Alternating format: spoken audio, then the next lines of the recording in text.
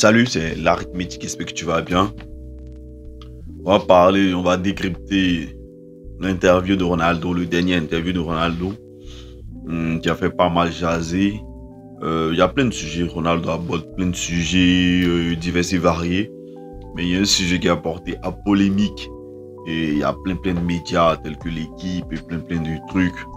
J'ai exprimé là-dessus, voilà. Donc on va essayer de décrypter un peu ce qu'a dit Ronaldo et tout. Moi, dans tout l'interview de Ronaldo, c'est la partie concernant le joueur le plus complet et le fait que Ronaldo se considère comme le meilleur joueur qui ait jamais existé en fait, comme le GOAT. Et franchement, j'ai vu plein de personnes, plein d'avis sur internet et tout, même plein de débats, voilà, concernant que ouais, Ronaldo est toujours arrogant et tout. Je pense que Ronaldo, on le connaît depuis plus de 20 ans. Ronaldo a toujours été le mec égoïste, arrogant, qui est centré autour de lui, autour de sa personne et tout. Donc franchement, si jusqu'à ses 40 ans aujourd'hui, tu n'es pas habitué à cela, et tu ne connais pas assez Ronaldo pour venir te plaindre, et puis encore parler de ça, c'est que tu n'as rien compris en fait. Ronaldo, c'est sa personnalité, et cette personnalité-là, je pense qu'elle a été forgée au vu de son parcours depuis son enfance et tout, parce que Ronaldo a connu une enfance très difficile. Contrairement à la majorité des Européens et tout, qui n'ont pas des soucis de nourriture, en fait. Ronaldo, lui, il avait des difficultés à manger. Plus petit, on le voyait comme le plus nul, quelqu'un qui n'arrivera à rien, qui n'avait aucun talent, parce qu'à l'école, c'était pas vraiment ça. Et le football aussi n'était pas aussi un génie, voilà. Donc, franchement, il a eu un parcours assez difficile. Je pense que c'est ce qui a forgé sa personnalité telle qu'on la connaît maintenant. Ronaldo a cette carapace-là pour essayer de se défendre contre tout, contre Benzema et tout. Et je pense que c'est grâce à cette carapace-là, à cette mentalité-là, à cet état d'esprit, à ce mental-là qu'il a atteint le niveau qu'il a atteint aujourd'hui. Donc, t'es qui toi, en tant que journaliste, en tant que spécialiste, en tant que fan de football, pour venir juger sa personnalité? Parce que Ronaldo, il parle de lui en fait. Et je pense qu'en Europe et en Afrique, la grande majorité n'aiment pas les types de personnes qui sont égoïstes, qui ne font que parler d'eux-mêmes, qui sont recentrés sur eux en fait. Voilà, parce que c'est un problème culturel, c'est un problème pour eux, c'est un problème de respect, c'est un manque de considération envers les autres et tout. Mais dans la réalité, en quoi le fait d'être égoïste agit sur les performances de Ronaldo? Parce que nous, au final, nous sommes des fans, nous apprécions ce qu'on voit, ce qu'il nous propose au football. Donc, je pense que toutes ces personnes-là qui sont là sur l'argumentaire que Ronaldo ne fait que parler de lui et tout, que Messi ne le fait pas. Je pense que là, ça, c'est un argument fallacieux en fait, parce que chacun est libre d'avoir la personnalité qu'il veut du moment où, voilà, nous sommes là que pour juger le contenu du football, voilà, parce que au final, il a sa vie, il fait ce qu'il veut de sa vie. Voilà, donc parlons de foot. Ronaldo affirme être le joueur le plus complet du monde. Mais toi, je te pose la question. Depuis que tu connais le football, que tu as regardé les vidéos dans le passé, dans le présent, quel joueur est plus complet que Ronaldo? Parce que ce qu'il dit est factuel et est vérifiable et est vrai. Ronaldo est le joueur qui a le plus de buts avec son mauvais pied. Ronaldo a autant de buts avec son mauvais pied que des attaquants ont de buts dans toutes leurs carrières. Ronaldo a plus de buts après ses 30 ans que Ronaldo R9, que Agüero, que des joueurs qui ont illuminé la planète football. Mais après ces 30 ans, Ronaldo a autant de buts que... Donc lorsqu'on prend toute la carrière revenue, Ronaldo c'est 925 buts si je ne me trompe pas. Voilà, j'anticipe un peu parce que au moment où on va sortir la vidéo, voilà, donc environ 925 buts.